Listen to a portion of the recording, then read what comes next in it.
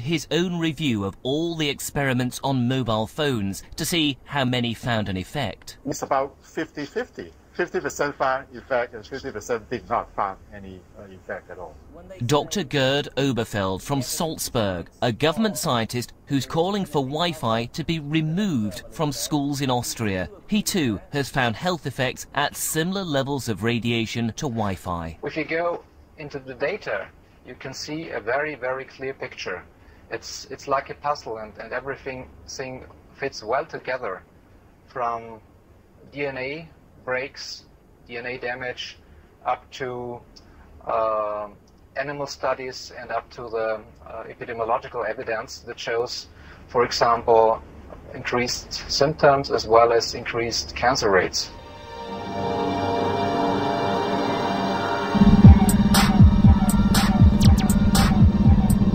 And over in Sweden, there's the world-renowned Karolinska Institute. It's where we met Dr. Olli Johansson. He conducted experiments at lower levels of radiation than Wi-Fi and found biological effects. The UK government will say there are no known adverse health effects from this form of radiation. Is it accurate information that they're giving out in that case? No, I don't think so. If you look in the literature, you have a large number of various effects, like chromosome damage, you have impact on the concentration capacity, and decrease in short-term memory, increases in the number of cancer incidences, and so on. I mean, there's a large number of various areas here. And yet we're told by the authorities in the UK there are no known adverse health effects. Well, that's very odd, I must say.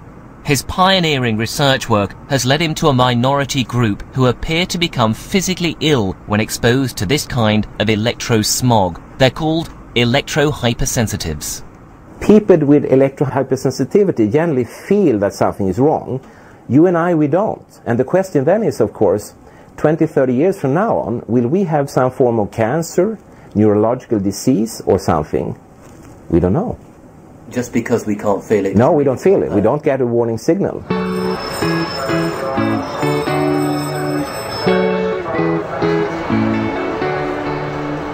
One of the possible electrosensitives he's met lives in Lincolnshire, close to a mobile phone mast.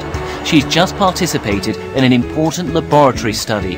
If she's genuinely affected, a kind of human antenna, then there's potentially generations of people behind her who could also be. Just try and describe it for us, the feeling. My head feels hot, burning. My face feels burning. I feel like I'm gonna be sick. My stomach feels uncomfortable. Yeah, and I just feel a very sharp pain at the back of my head. So what about the lab tests? Well, they've only just finished. They were independently funded and carried out by the University of Essex. Participants were exposed to the levels of radiation typically emitted by phone masts, which, as we've seen, can be far lower than Wi-Fi. Sylvia could tell when the mast was on or off 2/3 of the time. The rest of the participants' results are still being analysed. This is where some of the radiation is quite bad, is it? Yeah, it's very bad. The evidence is still unclear when it comes to Sylvia's results, but she feels she's needed silver foil shielding ever since they moved near the mast. Goodness me. It's like being in a huge oven, isn't it? It is, yeah. Because people, they don't understand that foil actually could stop some of the microwave. I'm going to show you what it does, you know, to microwaves. Okay. Foil. So this is the area where we heard that there was quite a strong signal. Her radiation monitor converts the signal from the mast into sound. The foil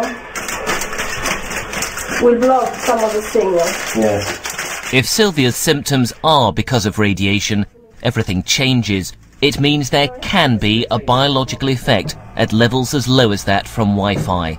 It'd throw our limits out of the window and put a question mark over the Wi-Fi revolution. I sympathise with Sylvia Wilson very much because I just suspect that there might be something in this. How significant would that be? Well, that's a problem, is that we simply do not know.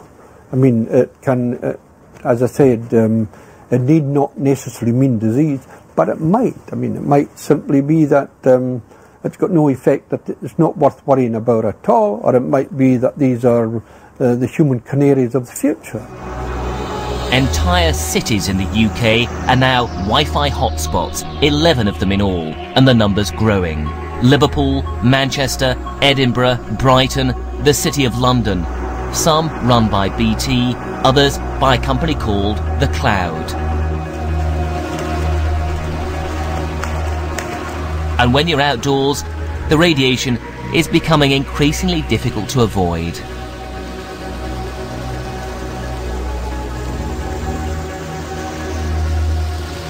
"5 miles outside Norwich, and not a sniff of a connection." In the suburbs, a flicker of a signal, probably from people's home Wi-Fi routers. And in the city centre, There you go. It looks like we've got completely cable-free connectivity. But others would say this makes Norwich a city of virtual smog. Norwich was the first UK city to pilot a government-funded wireless network. In other cities, it's BT and the Cloud charging users. But the government was so keen on Wi-Fi, it launched the Norwich service for free. You can see the mini-masts or nodes, 200 of them in all, which sustain the network and create a pool of connectivity. We went around the city centre with a radiation monitor.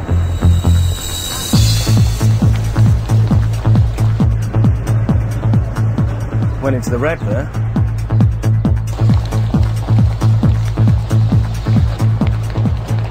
We're getting quite high readings here. They're about 3 or 4 times higher than we got at the mobile phone mast in the main beam of it, and people are walking up and down here. They won't know it, and I mean, it could be because of that. There's a little node up there on the top of the lamppost.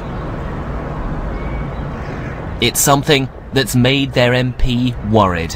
He was a biologist and cancer specialist for 40 years before entering politics, and feels his own party is now ignoring the advice they themselves commissioned.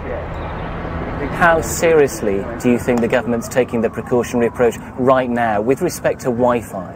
Oh, I don't think there's any doubt about it. They're not at all. Wi-Fi is just being rolled out as the great big white heat of technology. Industry rules in this area, and the precautionary principle and the safety of people who might benefit to some extent from the technologies are completely dismissed.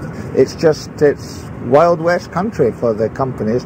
They just put them where they want and say there's no evidence. Now, 5-10 years from now, as the evidence grows, there's enough now to be worried about, but as the evidence grows, who knows what it might show. It might show that it's completely unsafe for certain groups of people. But whilst the government races ahead, apparently unrestrained by its own chief advisor, others are more cautious. Switzerland, Italy, Russia, China all have exposure limits thousands of times below ours. In Salzburg, the government advises against Wi-Fi in schools altogether. And there's something special happening in Sweden.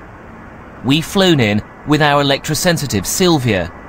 Our government doesn't acknowledge her condition, but here it's different. Deep in the Swedish woods, the hideaway of another woman called Sylvia. Hello. Hello. Welcome. Good to meet you. Welcome. Right, can we come and have a look around? Yes. She's an electrosensitive too, and so are several of her friends. Can you feel anything here? I don't feel anything here. All what I feel is just me. Here actually I could just think about other things, it's nice. It's just, I feel free. So when did the authorities here start acknowledging the existence of this? They did so in 2003. And then they said this is an official disability. A disability? Yes. The Swedish government estimates that